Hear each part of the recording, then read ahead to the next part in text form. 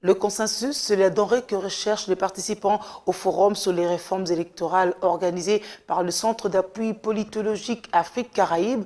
L'ambition est de baliser la voie vers les prochaines élections. Les acteurs politiques de différentes tendances, les confessions religieuses, la CENI ainsi que les acteurs diplomatiques qui y prennent part sont confiants quant à l'issue de ces assises boycottées cependant par certains.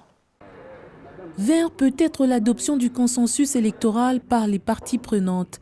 Finalité, baliser la voie aux élections de 2023 en RDC. Ce forum de haut niveau ouvert ce jour au Centre interdiocésain de Kinshasa, à l'initiative de l'Université de Liège, sous la médiation du chercheur Bob Kabamba, se tient dans un contexte particulier où des voix s'élèvent pour exiger le consensus sur les grandes options de la réforme du cadre régulateur de la législation électorale en RDC. À ne pas perdre de vue qu'ils doivent viser d'abord les services de la population et non la conquête de pouvoir. Notre vœu est que ces réflexions soient une étape importante qui va nous amener au consensus que les évêques attendent de pied ferme. La réforme électorale n'est pas une option. Elle est une condition du renouveau de notre pays, pour redonner confiance aux citoyens à un avenir meilleur pour leur pays, pour redonner à notre pays sa place dans le concert des nations, pour redresser l'économie et améliorer les cadres de la vie collective. Une réforme ordonnée, assumée du processus électoral est indispensable. La réforme électorale n'est pas une tâche individuelle.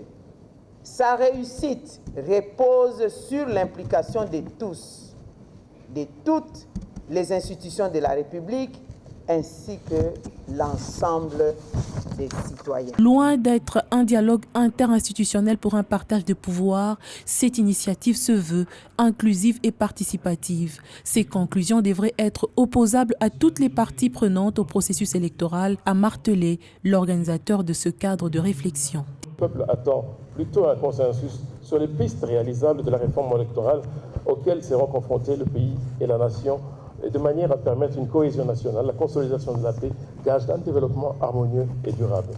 C'est là la meilleure façon de préparer, de bâtir l'avenir du Congo. Tenant compte de nombreuses critiques émises, aussi bien par les observateurs que des acteurs politiques sur l'organisation des dernières élections, les délégués des partis concernés par ces travaux vont réfléchir durant les ateliers pour arrêter des recommandations pertinentes qui seront rendues publiques à la clôture des travaux en vue de recadrer le prochain cycle électoral de 2023 à 2028.